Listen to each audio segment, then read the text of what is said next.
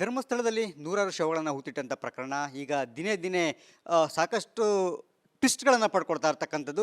ಈಗ ಆ mask man ಏನಿದ್ದಾನೆ, ಆ ಮಾಸ್ಕ್ ಮ್ಯಾನ್ SIT ಮುಂದೆ ಕೊಟ್ಟಿರ್ತಕ್ಕಂಥ ತಪ್ಪೊಪ್ಪಿಗೆ ಏನಿದೆ, ಇದರಿಂದ ಇಡೀ ಪ್ರಕರಣವೇ ಉಲ್ಟಾ ಆಗಿರ್ತಕ್ಕಂಥದ್ದು.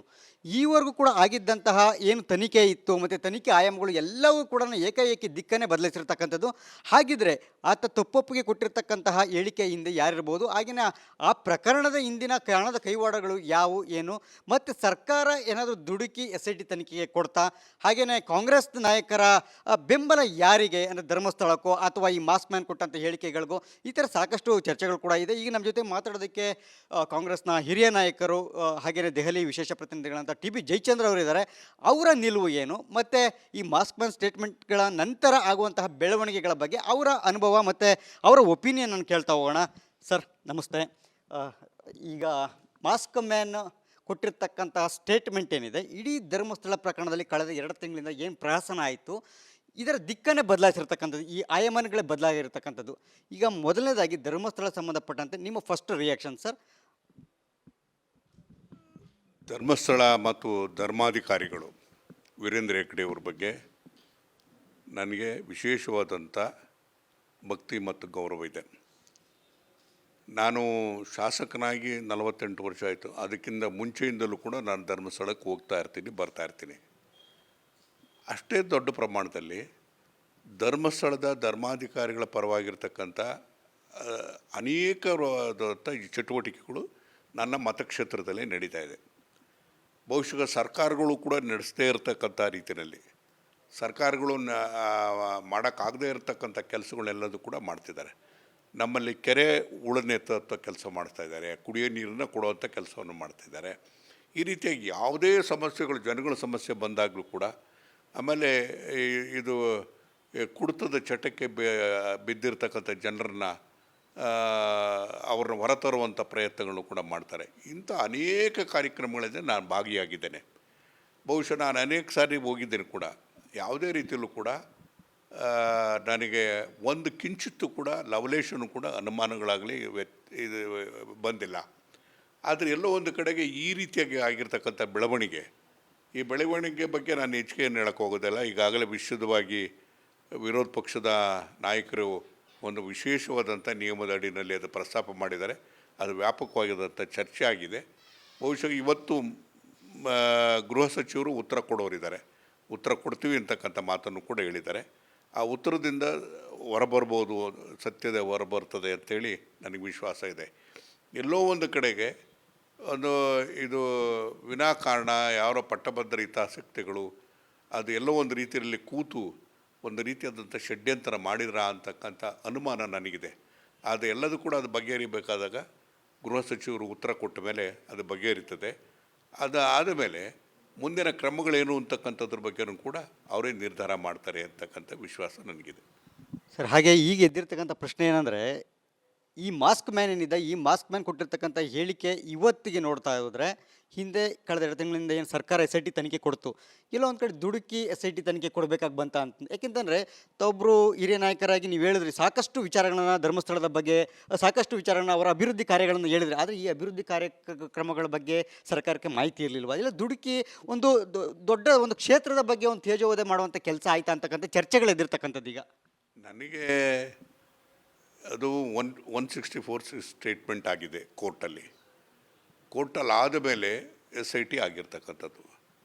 ಯಾವ ಸಂದರ್ಭದಲ್ಲಿ ಯಾವ ಮಾಹಿತಿ ಮೇಲೆ ಆಗಿದೆ ಅಂತಕ್ಕಂಥದ್ದು ನನಗೆ ಗೊತ್ತಿಲ್ತಕ್ಕಂಥದ್ದು. ಅದು ಈಗಾಗಲೇ ವಿರೋಧ ಪಕ್ಷದವರು ಕೂಡ ಅದನ್ನು ಪ್ರಸ್ತಾಪ ಮಾಡಿದ್ದಾರೆ. ಬಹುಶಃ ಗೃಹ ಸಚಿವರು ಅದೆಲ್ಲದಕ್ಕೂ ಕೂಡ ಕ್ಲಾರಿಫಿಕೇಷನ್ ಕೊಡ್ತಾರೆ ಅಂತಕ್ಕಂಥ ವಿಶ್ವಾಸ ನನಗಿದೆ. ಹಾಗಾಗಿ ಅದು ಉತ್ತರ ಇವತ್ತೇ ಬರ್ತಾ ಇರತಕ್ಕಂಥ ಹಿನ್ನೆಲೆಯಲ್ಲಿ ನಾನು ಹೆಚ್ಚು ಚರ್ಚೆ ಮಾಡ್ತಕ್ಕಂಥದ್ದು ಸೂಕ್ತ ಅಲ್ಲ. DK ಶಿವಕುಮಾರ್ ಅವರು I am stand with Dharmasthala ಅಂತಾರೆ. ಜೊತೆಗೆ ಈ ಪ್ರಕರಣದಿಂದ ಕಾಣದ ಕೈಗೊಳ್ಳಗಳಿದೆ, ಸಾಕಷ್ಟು ಷಡ್ಯಂತ್ರ ಆಗಿದೆ ಅಂತ ಹೇಳ್ತಾರೆ. DK ಶಿವಕುಮಾರ್ ಅವ್ರಿಗೆ ಷಡ್ಯಂತ್ರ ಇದೆ ಅಂತ ಅನಿಸಿದ್ದು ಸಿದ್ದರಾಮಯ್ಯ ಅವ್ರಿಗೆ ಅನ್ನಿಸ್ಲಿಲ್ವಾ? ಅದರ ಬಗ್ಗೆ ನಾನು ಹೆಚ್ಚು ವ್ಯಾಖ್ಯಾನ ಮಾಡೋಕ್ಕೆ ಹೋಗೋದಿಲ್ಲ. ಗೃಹ ಸಚಿವರು ಉತ್ತರ ಕೊಟ್ಟ ಮೇಲೆ ಚರ್ಚೆ ಯಾವ ಕಡೆ ಬರ್ತದೆ, ಸತ್ಯಾಂಶ ಏನು ಅಂತಕ್ಕಂಥದ್ದು ಹೊರಗಡೆ ಬರಲೇಬೇಕು. ಈಗ ಬರೋಲ್ಲ ಅನ್ನೋಕ್ಕೆ ಸಾಧ್ಯ ಇಲ್ಲ. ಇದು ಅದು ಒಂದು ವಿಶೇಷವಾದಂಥ ತಿರುವನ್ನೇ ಪಡ್ತಿದೆ ಅದು ಚರ್ಚೆ. ಹಾಗಾಗಿ ಅವ್ರದ್ದು ಉತ್ತರ ಬರಲಿ, ಆಮೇಲೆ ಅದನ್ನು ಚರ್ಚೆ ಮಾಡೋಣ. ಹಾಗೇನೆ ಈಗ ಕೊನೆಯದಾಗಿ ಈ ಧರ್ಮಸ್ಥಳ ಕ್ಷೇತ್ರದ ಮೇಲೆ ಬಂದಿರತಕ್ಕಂಥ ಆಪಾದನೆ ತೇಜೋವಧೆ, ಈಗ ಆ ಕಳಂಕ ಕೂಡ ಅಳಿಸ್ಬೇಕಾಗತ್ತೆ. ಈಗ ಆ ಜವಾಬ್ದಾರಿ ಕೂಡ ಸರ್ಕಾರದ ಮೇಲೆ ಇದೆ. ಈ ನಿಟ್ಟಿನಲ್ಲಿ ಈಗ ಏನಾದರೂ ಕಾಣದ ಕೈವಾಡಗಳು ಏನಾದರೂ ಎಲ್ಲಾದರೂ ಒಂದು ಕಡೆ ಏನಾದರೂ ವ್ಯವಸ್ಥಿತವಾಗಿ ಈಗೇನು ಆರೋಪಗಳು ಕೇಳಿಬರ್ತದೆ, ಷಡ್ಯಂತ್ರ ಮಾಡಿದ್ದೇ ಆಗಿದ್ದರೆ ಅವರು ಕೂಡ ಆಚೆ ಬರಬೇಕಾದ್ರೆ ಇದು ಯಾವ ಮಟ್ಟ ತನಿಖೆ ಆಗಬೇಕು, ಮತ್ತೇನಾದರೂ ವಿಶೇಷ ತನಿಖೆ ಆಗೋದು ಸೂಕ್ತನೋ, ಕೇಂದ್ರದ ತನಿಖೆ ಆಗೋದು ಸೂಕ್ತನೋ ಅಂತ? ಈಗ SIT ರಚನೆ ಆಗಿದೆ. SIT ಕೊಡ್ತಕ್ಕಂಥ ವರದಿ ಭಾಳ ಮುಖ್ಯ ಆಗ್ತದೆ.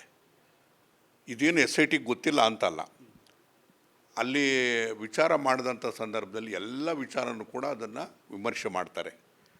ಮಾಡಿ ಇದಕ್ಕೆ ಇತಿಶ್ರೀ ಆಡ್ತಕ್ಕಂಥ ರೀತಿಯಲ್ಲಿ, ಯಾರಿಗೂ ನೋವಾಗದೇ ಇರತಕ್ಕಂಥ ರೀತಿಯಲ್ಲಿ, ಯಾವ ಭಕ್ತರಿಗೂ ಕೂಡ ಅನುಮಾನ ಬರದೇ ಇರತಕ್ಕಂಥ ರೀತಿಯಲ್ಲಿ ವರದಿ ಬರ್ತದೆ. ಆ ವರದಿ ಬಂದಾಗ ಆ ವರದಿ ಮೇಲೆ ಕ್ರಮ ಸರ್ಕಾರ ತಗೊಳ್ಳೇಬೇಕಾಗ್ತದೆ. ಅದಕ್ಕೆ ಪಾರದರ್ಶಕವಾಗಿ ಮುಖ್ಯಮಂತ್ರಿಗಳಾಗಲಿ, ಉಪಮುಖ್ಯಮಂತ್ರಿಗಳಾಗಲಿ, ಗೃಹ ಸಚಿವರೆಲ್ಲರೂ ಕೂಡ ಅದನ್ನು ಸತ್ಯಾಂಶ ಏನಿದೆ ಅಂತಕ್ಕಂಥದ್ದನ್ನು ಅರಿತು ಅದನ್ನು ಕ್ರಮ ತಗೊಳ್ತಾರೆ ಅಂತಕ್ಕಂಥ ವಿಶ್ವಾಸ ನನಗಿದೆ. ಧರ್ಮಸ್ಥಳದ ಭಕ್ತರು ಅಂತ ಹೇಳಿದ್ರಿ, ಹಾಗಾಗಿ ಭಕ್ತರ ಭಾವನೆಗಳಿಗೆ ಗೌರವ ಕೊಡಬೇಕಾಗತ್ತೆ. ಈಗ ಧರ್ಮಸ್ಥಳಕ್ಕೆ ಅಂಟ್ಕೊಂಡಿರ್ತಕ್ಕಂಥ ಕಳಂಕ ಆಚೆ ಬರಬೇಕು ಅಂದರೆ, ಜೊತೆಗೆ ಇದರ ಹಿಂದೆ ವ್ಯವಸ್ಥಿತವಾಗಿರುವಂಥ ಷಡ್ಯಂತ್ರ ಯಾರಾದರೂ ಮಾಡಿದ್ದಾದರೆ ಆಚೆ ಬರಬೇಕು ಅಂದರೆ ಯಾವ ತನಿಖೆ ಸೂಕ್ತ ಅಂತ ನಿಮ್ಮ ಒಬ್ಬರು ಹಿರಿಯ ನಾಯಕರಾಗಿ? ಮತ್ತು ಇದು ಏನಾಗ್ತದೆ ಅಂದರೆ, ಈಗಾಗಲೇ ಕಳೆದ ಕೆಲವು ದಿವಸಗಳಿಂದ ಬುರುಡೆಗಳನ್ನು ಗುರುತಿಸ್ತಕ್ಕಂಥ ಕೆಲಸ ಇವತ್ತು ನಡೀತಾ ಇದೆ. ಇದರ ಸತ್ಯಾಂಶ ಏನು ಅಂತಕ್ಕಂಥದ್ದು SITಗೆ ಗೊತ್ತಾಗಿರ್ತದೆ.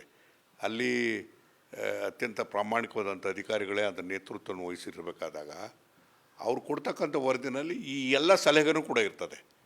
ಇದು SITಗೂ ಕೂಡ ಭಕ್ತರಿಗೆ ಆಗಿರ್ತಕ್ಕಂಥ ಆಘಾತ, ರಾಜ್ಯಾದ್ಯಂತ ಆಗಿರ್ತಕ್ಕಂಥ ಆಘಾತ, ರಾಜ್ಯಾದ್ಯಂತ ಜನಗಳೆಲ್ಲರೂ ಕೂಡ ಧರ್ಮಸ್ಥಳದ ಪರವಾಗಿ ನಿಲುವನ್ನು ಎಕ್ಸ್ಪ್ರೆಸ್ ಮಾಡಿರ್ತಕ್ಕಂಥದ್ದು ಕೂಡ ಅದನ್ನು SIT ಗಮನಿಸ್ತದೆ. ಅದರ ವಿಚಾರದಲ್ಲಿ ಎಲ್ಲ ವಿಚಾರದಲ್ಲೂ ಕೂಡ ಅದನ್ನು ವಿಮರ್ಶೆ ಮಾಡಿ ಅದಕ್ಕೆ ವರದಿಯನ್ನು ಕೊಡ್ತಾರೆ. ಬಹುಶಃ ಯಾವ ಭಕ್ತರಿಗೂ ಕೂಡ ನೋವು ಆಗದೇ ಇರತಕ್ಕಂಥ ರೀತಿಯಲ್ಲಿ ಎಲ್ಲ ಒಂದು ಕಡೆ ಸತ್ಯಾಂಶ ಏನು ಅಂತಕ್ಕಂಥದ್ದು, ಹೌದು ತಾತ್ಕಾಲಿಕವಾಗಿ ಇವತ್ತು ಎಲ್ಲ ಒಂದು ಕಡೆಗೆ ಒಂದು ರೀತಿಯಾದ ನೋವಾಗಿರತಕ್ಕಂಥ ವಾತಾವರಣ ಇರ್ಬೋದು. ಅದು ಸತ್ಯಾಂಶ ಈಚೆ ಬಂದಾಗ ಅದು ಗೊತ್ತಾಗ್ತದೆ. ಸತ್ಯಾಂಶದಲ್ಲಿ ಅದರಲ್ಲಿ ಏನು ಅಡಕವಾಗಿರ್ತದೆ ಏನು ಅಂತಕ್ಕಂಥದ್ರ ಜೊತೆಗೆ, ಮತ್ತು ಯಾರೇ ತಪ್ಪು ಮಾಡಿದರೂ ಕೂಡ ಇದು ಸಾಮಾನ್ಯದ ತಪ್ಪಾಗೋದಿಲ್ಲ. ಆ ತಪ್ಪಿಗೆ ತಪ್ಪಿಸರಿಗೆ ಶಿಕ್ಷೆ ಕೊಡೋದಕ್ಕೆ ಕಾನೂನಲ್ಲಿ ಅವಕಾಶ ಇದೆ. ಆ ಕಾನೂನಿನಲ್ಲಿ ಶಿಕ್ಷೆ ಕೊಡುವಂಥ ಅವಕಾಶ ಬಂದೇ ಬರ್ತದೆ. ಆ ರೀತಿ ತಪ್ಪಾಗಿದ್ದರೆ ಅವರ ಪರಿಣಾಮವನ್ನು ಎದುರಿಸಬೇಕಾಗ್ತದೆ. Thank you sir, thank you sir. ಇದಿಷ್ಟು ಕೂಡ ಕಾಂಗ್ರೆಸ್ನ ಹಿರಿಯ ನಾಯಕರಾದ TB ಜಯಚಂದ್ರ ಅವರ ಮಾತು. ಅವ್ರು ಹೇಳುವಂತೆ ತಪ್ಪು ಯಾರೇ ಮಾಡಿದರೂ ಕೂಡ ಅವ್ರಿಗೆ ತಪ್ಪಿಗೆ ಶಿಕ್ಷೆಯನ್ನು ಅನುಭವಿಸುವಂಥ ಕಾಲ ಬಂದೇ ಬರುತ್ತೆ ಅಂತಕ್ಕಂಥ ಮಾತನ್ನು ಹೇಳಿದ್ದಾರೆ. ಜೊತೆಗೆ ನಾನು ಧರ್ಮಸ್ಥಳದ ಪರ ಇದ್ದೇನೆ ಅಂತಕ್ಕಂಥ ಮಾತನ್ನು ಕೂಡ ಕಾಂಗ್ರೆಸ್ನ ಹಿರಿಯ ನಾಯಕರಾಗಿ ಅವರು ಹೇಳಿರ್ತಕ್ಕಂಥದ್ದು. ಜೊತೆಗೆ ಧರ್ಮಸ್ಥಳ ಕ್ಷೇತ್ರದ ಕುರಿತಂತೆ ಅಭಿವೃದ್ಧಿ ಕಾರ್ಯಗಳ ಬಗ್ಗೆ ಕೂಡ ಅವರಿಗೆ ಈ ಕ್ಷಣಕ್ಕೂ ಕೂಡ ಇರತಕ್ಕಂಥ ಮೆಚ್ಚುಗೆ ನಿಜಕ್ಕೂ ಕೂಡ ಕಾಂಗ್ರೆಸ್ ನಾಯಕರು ಕೂಡ ಆಶ್ಚರ್ಯ ಪಡುವಂಥದ್ದು. ನೋಡೋಣ ಮುಂದೆ ಈ ಧರ್ಮಸ್ಥಳ ಪ್ರಕರಣ ಏನಿದೆ ಇದು ಯಾವೆಲ್ಲ ತಿರುವುಗಳನ್ನು ಪಡ್ಕೊಳ್ಳುತ್ತೆ, ಮತ್ತು ಕಾಂಗ್ರೆಸ್ ನಾಯಕರ ನಿಲುವುಗಳು ಕೂಡ ಯಾವ ರೀತಿ ಇರುತ್ತೆ ಮುಂದೆ ಅನ್ನೋದನ್ನು. ಕ್ಯಾಮ್ರಾ ಪರ್ಸನ್ ಮಧು ಜೊತೆ ಸುರೇಶ್, ರಿಪಬ್ಲಿಕ್ ಕನ್ನಡ, ಬೆಂಗಳೂರು.